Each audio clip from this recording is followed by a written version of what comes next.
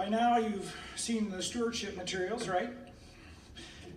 Kudos to Ray Smith and his team for an awesome job. If you ignore the masks in the photos, you'd almost think 2020 was just another normal year. It is amazing what Emmanuel has accomplished, even during a pandemic. Recently, Ray invited me to share some personal reflections on the year's theme, being found faithful. To me, being found faithful is about how we respond to God, not only to his goodness and blessings, but to the trials and disappointments we face as well.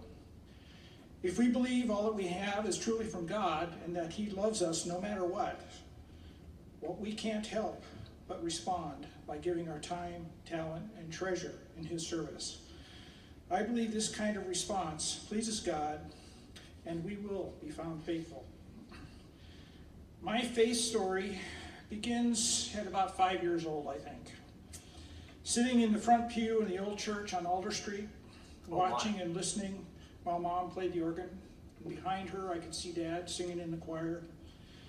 When I reflect on that time, I know in my heart that Mom and Dad were found faithful.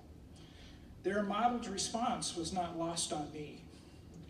I eventually realized God had given me an ear and an aptitude for music. All through my pre-adult years, I was involved in some kind of music, most of it connected with the church, like playing piano for Luther League, or playing guitar and singing around the campfire at Flathead Lutheran Bible Camp. In 1966, I started at PLU. I studied business mostly, but I was also drawn to music. I took a music theory class in my junior year, and it all made so much sense to me. My friends thought I was crazy, and I aced the class. In 1970, Cindy and I married. I started my career in accounting. I did some military time, and in 73, we started our family. Our church in Tacoma was Trinity Lutheran, right across from PLU. The intern pastor there asked me to help him start a contemporary worship service, a folk service. So we did, and it was awesome. Our oldest son, Aaron, was baptized at one of those services. When we moved back to Missoula in 75, I was determined to help Emmanuel start a folk service. I quickly discovered Emmanuel was nowhere near ready for something that radical. For most of the next 20 years, I would push gently with my radical ideas. I found some supporters, but there's always a little bit too much objection. So I stayed busy with youth groups and touring musical groups and playing at other churches with my boys. Occasionally I would offer up special music with whatever group I was playing with at the time. So many great memories.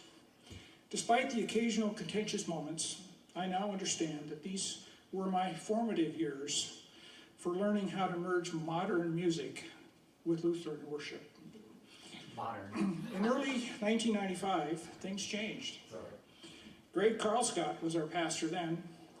His son David and my three oldest sons, Aaron, Jason, and Sean, had recently joined an elite group of high school age Christian musicians who played for Lutheran youth events around the country.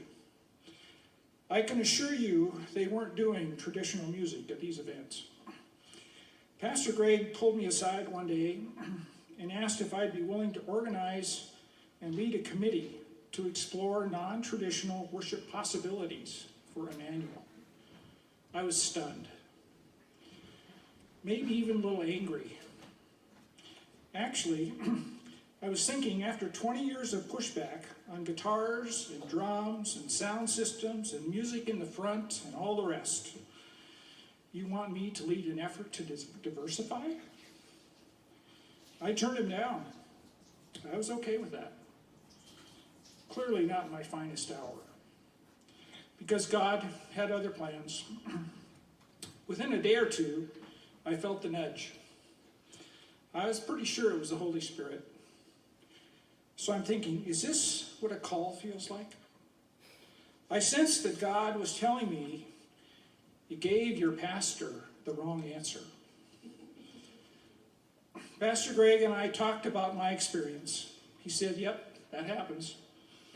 So I changed my mind, and in the summer of '95, we held our first non-traditional worship service right here. It was now the Feast and Celebration. 25 years later, and by the grace of God, the band is still together. All of us serving with gifts and talents God has given us. I know I'm not perfect, but I've learned that in God's eyes, all that I have to offer is good. I am so grateful Pastor Molly and Alan have allowed me to remain involved in Emmanuel's music ministry, and especially as part of the music team for our online, virtual, and parking lot worship experiences during the past year. God has blessed me with so much, and I have responded with a lifetime of serving in church.